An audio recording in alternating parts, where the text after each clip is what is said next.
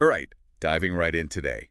We're tackling youth sports injuries, which seems like it's been everywhere lately. Yeah, it's been getting a lot of attention. For good reason, it seems. Hmm. We're looking at this article.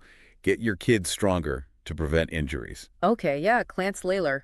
Exactly. He's worked with some big names, Olympians even. He's a master strength coach for sure. So the big question is, are these injuries really on the rise, or is it all hype? I'd have to say it's more than hype. The numbers back it up. Right, let's get into those numbers. 2021 saw a 20% jump in youth sports injuries. Wow. That's according to the Consumer Product Safety Commission. And get this, 2022 went up another 12%. Oof, that's a steep climb. No kidding. It's not just bumps and bruises either. ACL tears in young athletes, that's ages 6 to 18. Yeah, those have been going up about 2.3% every year. And this is for the past 20 years. So over 2 decades. That's Almost a 60% increase. Just huge. We're talking about University of Minnesota study here, by the way. And I have to say, what's even more alarming is that girls are getting hit harder by this trend. Yeah, the difference between boys and girls in this is definitely something to look at more closely. It is. Lots of factors there. Absolutely. But before we get to that, why are these injuries even happening in the first place? Right. Laylor lays out this equation. Load is greater than capacity equals injury. Sounds pretty basic, but can you unpack that for us? Yeah, sure. So load, that's about the stress put on the body when you're active, playing sports. Okay, so like the force on your muscles and everything? Exactly. Muscles, bones, joints, the whole system. And capacity is about how much your body can actually handle, withstand that force. So that depends on your strength, how flexible you are, fitness level, all that. Right. All those things play a role. So if you push harder than your body can take, basically. Something's got to give, and Yeah. that's when you get those injuries. Makes sense. And it seems like we're seeing both sides of this equation in young athletes, right? Yeah, I think so. The demands in youth sports have gotten way more intense. Kids specializing at younger ages, training harder. More pressure to perform, too. Exactly. And at the same time, research is showing kids today just aren't as strong or fit as they used to be. That's a scary thought. Yeah, it is. The National Institutes of Health, they've been highlighting this decline in fitness. There was even a study in the UK. Oh, right. I think I saw that one. It found that kids are 20% weaker, and get this, 30% less endurance than kids 20 years ago. In just one generation. Wow, it's wild. So what changed? Well, many experts are pointing to how society has shifted. Kids are spending way more time indoors, not moving as much. Yeah, screens everywhere. Screens, less free play, not running around as much. Remember climbing trees, building forts? Oh, yeah. Those are the days. It seems like those have been traded for more structured activities. Everything's super controlled. I mean, safety is important, but Are we going overboard? it could be. Think about those new playgrounds. Everything's padded, not much to climb on. It's all about minimizing risk. But some people say that also stops kids from building strength naturally. Exactly. They might miss out on developing those key motor skills. It's a tough situation then. Kids maybe aren't physically ready for the demands of their sport, and those demands are getting tougher. It's not a great combination, that's for sure. No wonder we're seeing this injury surge. But Laylor's not all doom and gloom in this article. He has some solutions, starting with strength training. Yeah, he's really big on that, even for younger kids. Huge advocate. He actually has a pretty interesting story about this. He was inspired by Herschel Walker, the football player. Oh yeah, known for his strength, trained like crazy. Right. Laylor read about Walker doing thousands of push-ups daily. Decided to try it himself. No way, seriously. Yeah. Worked his way up to doing 2,000 push-ups a day. That's insane. And he says that building that strength from a young age played a big part in his own success as an athlete. Makes you think, right? That early foundation of strength can really make a difference. For sure. But what exactly does strength training do for young athletes besides, making them super muscular? It goes beyond just building muscle. It makes their bones stronger, improves balance and coordination too. And it makes them better athletes, right? Plus, it protects them from injuries. Absolutely. It's Yeah. almost like building armor for their bodies, Makes them tougher. And don't forget the mental side of things. Feeling strong builds confidence, Yeah, that feeling of, I can do this. makes them believe in themselves more, push their limits. Laylor even says it helps build a resilient mindset, and that carries over to other parts of life too. So it's about learning to face challenges head on. Exactly. Overcoming obstacles no matter what. And he brings up a great example. NHL All-Star PK Subban. Oh yeah, PK Subban. His dad, Carl, really pushed that work ethic in his sons. He had this saying, somewhere in Russia, there's a kid training right now, I've heard that before. So good. and if you don't train, he will beat you. Love that. Intense, but true. That's some serious motivation. And PK definitely took it to heart, trained constantly, even did some pretty wild stuff, like 1,000 squats a day. No way. They- 1,000. Apparently, that's advice straight from Jaromir Jagr's father. Wow. That's dedication. It's amazing. And Laylor connects PK's success to that commitment to strength training. It's what let him handle all the demands of professional hockey. Makes sense. You need that base of strength to build on. He even has this quote, weak things break, train like glass, break like glass. Pretty powerful. Gets the point across. So how do we put this into practice for young athletes? Where do we even start? Right. Well, Laylor actually lays out specific strength standards that he believes all young athletes should be able to hit by the time they're 12. Ready for this? Lay it on me. All right, by 12, boys and girls, they should be able to do 12 chin-ups, 50 push-ups, 12 dips, and 50 full squats, Whoa. That's a lot. all using their own body weight. I mean, Yeah. that's tough for a lot of adults. It I is. think those standards are realistic for every kid. Well, it's definitely a high bar. Like, remember, every kid's different. Some are naturally stronger or pick things up faster. Sure. But Laylor's point is that with the right training and consistency, they can get there. He's not saying every 12-year-old needs to be a mini bodybuilder. Right.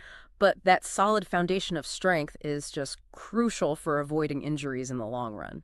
Makes sense. It's about building up gradually, technique over just hitting big numbers. Exactly. But let's be real. Asking a kid to do 50 push-ups might not be their idea of fun. Probably not. How do we make strength training fun and something they'll actually want to do? That's the million-dollar question, and that's something we'll dive into next time, looking at ways to make it fun and engaging for kids of all ages and abilities. Sounds good. We Yeah. want them to love being active. Exactly. Make it a habit that sticks with them. So making strength training fun for kids, right? Exactly. It's got to be more than just, go do your push-ups. Definitely. Yeah. I think we have to get creative here. How do we build strength into things they're already doing and having fun with? Yeah, exactly. Make it part of their lives, not just another thing they have to do. Make it feel natural. I'm all for that. So, good starting point. I'm thinking back to those exercises Laylor was talking about. All right, the chin-ups, push-ups. Dips, all of It's easy to those. say, but I bet some parents are hearing that and thinking, my kid can barely do one push-up. Oh, yeah, I get it. Especially when you see those numbers he's throwing out, 50 push-ups, it's like, whoa. It can be a little intimidating, especially if your kids are just starting out. For sure. But the point isn't to hit those numbers right away. It's more about building up that strength over time, slowly. And doing it right, good form. Yeah, that's key. And that's where those modifications come in, those variations on the exercises. So meeting kids where they're at, not expecting them to be doing like Olympic level stuff right off the bat. Exactly. Like if a kid's struggling with a full push-up, they can start on an incline. Using a wall or even a bench to make it a little easier. Okay, so less resistance. Right. And as they get stronger, they can lower that incline until they're doing the full push-up. I remember doing those in gym class back in the day. What about chin-ups? Those are tough, even for me. Oh, yeah, those are notorious. Laylor talks about eccentric chin-ups. Okay, so what is that? It's basically focusing on the lowering part of the move. Start at the top, maybe with a little help getting up there. Okay. Then you slowly lower yourself down. Helps build the strength you need to eventually pull yourself up. So breaking it down into smaller chunks. I like that. And all these exercises, you don't even need a gym for them. Exactly. You can do them at home, a park, anywhere. No fancy equipment, no expensive memberships. That's key for a lot of families. It is. It shouldn't be a luxury, right? Strength training should be accessible for everyone. Right. Laylor even talks about how PK Subban's dad used to take him to the park for hill sprints. Oh yeah, good old-fashioned hill sprints. Simple, effective, and free. Keeps things simple. Sometimes that's best, but it's not all about the physical side, right? Yeah. Mental toughness. Laylor really emphasizes that too. He even says it's as important as physical strength. How do we teach that, though? It's a good question. There's not exactly a playbook for it, right? Yeah, it's not like learning a specific skill. But I think there are things we can do to help kids develop that mental toughness, and I think it starts with setting good goals. Goals that are actually achievable. Realistic goals, yeah, and celebrating those small wins. So instead of just looking at the end goal, we break it down. Yeah, make it into smaller steps. Like, hey, you did one more push-up than yesterday. Or held that plank for a few more seconds. Exactly. That builds confidence, helps them see that they can do more than they thought they could. It's like this positive cycle. The more they achieve, the more they believe they can achieve. Yeah, I think that's a big part of it. But there will be days where the motivation's just gone. Every athlete has those days. For sure. So what do we do then? Let them skip it, or do we push them? It's a tough call sometimes. Laylor says be supportive, but firm. Acknowledge their feelings, like, hey, I know you're tired. It's okay to not feel like training today. Right. Validate their feelings. But at the same time, remind them about those goals, why we're doing this, that consistency is important. So empathy and accountability, both. Yeah, find that balance. We don't want to be drill sergeants. But we also don't want them giving up at the first sign of struggle. Right. It's about teaching them that sticking with it, that discipline is part of success in anything you do. And sometimes that means pushing through, even when you don't feel like it. Which is a hard lesson for anyone to learn, not just kids. It is. You know, speaking of lessons, I want to talk about competition for a minute. It's a bit of a hot topic. It is. We're in this everyone gets a trophy kind of world. Some people say that's actually hurting kids. Yeah, that's a whole debate. Does Laylor have anything to say about that? He does. He actually sees competition as a good thing. Healthy competition, of course. It teaches kids about effort, resilience, how to be a good sport. Those are all important. But he says the focus should be on improving yourself, not just about winning or losing. So be your best, not be the best. Exactly. It's about pushing yourself, getting better at whatever you're doing, not comparing yourself to everyone else. It takes the pressure off. It does. It lets kids enjoy the process, the journey. But there will be setbacks, of course. That's part of anything. It is. How do we help them deal with that, those moments when they feel like they've failed? Well, Laylor says parents and coaches, they have a huge influence on how kids see those setbacks. So are we framing it as a learning experience? Yeah, we need to teach them that failure isn't the end. It's part of learning. You come back stronger. So it's about that growth mindset. That even if you're not good at something now, you can work hard and get better. Exactly. And that applies to everything in life, not just sports. We're talking about building resilience. Being able to bounce back. Right. And resilience, it's not something you're born with. It's something you build up through experience and having people who support you. So as parents, how do we encourage our kids to keep trying, but also know when it's too much, when they need to pull back? That's the tough part. Laylor says communication is key. Listening to them, really listening. Being attuned to what they're telling us. Yeah. And looking for signs. If they're always complaining about pain or their performance is tanking, Those are red flags. could be they need a break or maybe their training needs to change. Or maybe even see a doctor. Yeah, sometimes. It's also about paying attention to how they're feeling emotionally. Are they stressed, burned out? Those can be just as important as physical signs. Exactly. Maybe it's time to dial things back or even take some time off completely. It's about finding that balance where they're challenged but not totally overwhelmed. And I think having a good coach can be a big help with that. Someone who knows how to work with young athletes. Yeah, they can help tailor the training, provide that support. It's an investment, but it could be worth it. It could be, but even if you don't have a professional coach, there's so much parents can do. Laylor talks about this parental vision. That's believing in your kid's potential, right? Right. Being there for them. Yeah, that unwavering support, being their biggest fan and their coach too, in a sense. And that's not just about words, it's actions. Yeah. Going to their games, being there for them, win or lose. Right, celebrating the good moments and offering comfort when things don't go their way. Being there, both physically and emotionally.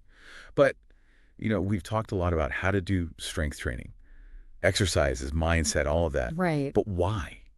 Why is all this so important? Laylor answers that too, I think. He does. He's saying youth sports, it's not just about the wins and losses. It's bigger than that. Yeah, it's about teaching life lessons, building character, making kids love being active. Making them strong, not Well, just that's- physically, but mentally too. Exactly, and that's the goal, right? Help them become the best versions of themselves. Give them the tools to thrive, not just in sports, but in everything. And those tools, they'll carry them through life, even after they're not playing sports anymore. That's what it's all about. It's pretty amazing to think it all starts with something as simple as strength training. Who knew? Yeah, it's powerful stuff. It's pretty wild, right? Yeah, Just thinking that strength training can have that big of an impact, not just on the body, but mentally too. it really is. And I think maybe we've been missing this piece for a while, focusing so much on skills, game strategy. But if you don't have that strength as a base, Exactly. It's like you can only go so far. This article by Laylor, it really makes you rethink how we approach youth sports. it does. This is like a wake-up call for Yeah. parents, coaches, everyone involved. We need to make strength training a priority. Absolutely. Not just something extra you do on the side. It's got to be part of the routine. Essential, yeah. Yeah, It's not just about preventing injuries either, though that's a big part of it for sure. it is. But it's about developing the whole athlete, making them strong, agile, giving them that confidence. Resilience, too, being able to bounce back. Yeah. It's about empowering them, helping them reach their full potential. And I like that Laylor makes it clear this isn't about turning every kid into some kind of super athlete. Right. It's not about pushing them too hard, too young. It's about setting them up for success, giving them the tools they need to thrive.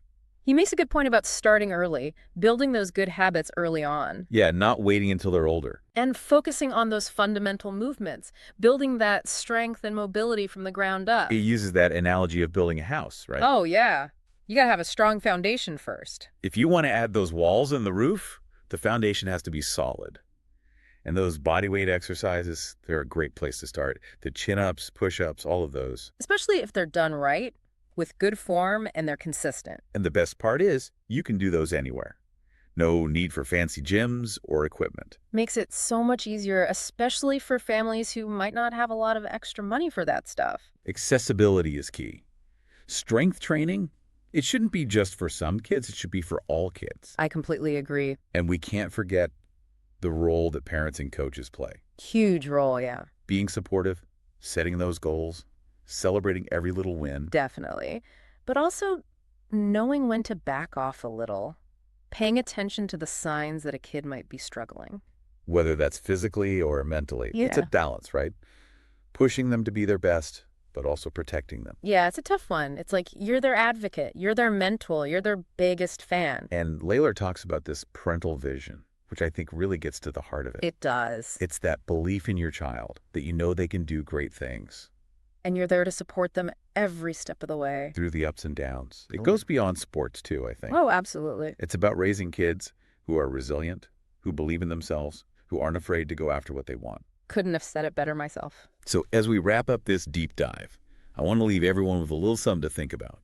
What's one thing you can do today to encourage that strength, that resilience in the young athletes in your life? Yeah, what's one step you can take? Maybe it's having a conversation about why strength is important, not just for their bodies, but their minds too. Or showing them some of those exercises we've talked about. Or maybe it's just reminding them that you believe in them, that you're in their corner. Every journey, no matter how big, starts with that first step. Uh-huh. What will yours be? Thanks for joining us on this deep dive into the world of youth sports and strength training. We hope this has given you some things to think about, maybe some new tools to use. And remember, it's all about empowering that next generation, helping them be strong, healthy, and ready to face whatever comes their way.